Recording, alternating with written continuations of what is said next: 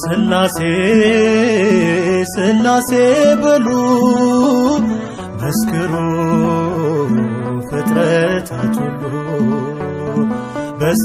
በሰማይ በምድርም ያለው እግዚአብሔር አንድም ሦስትም ነው።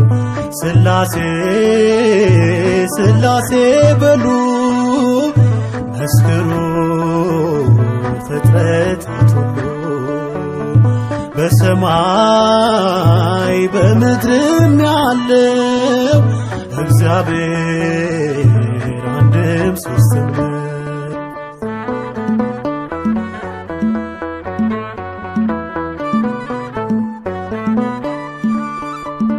በመለኮት በሥልጣን ባገዛዛቸው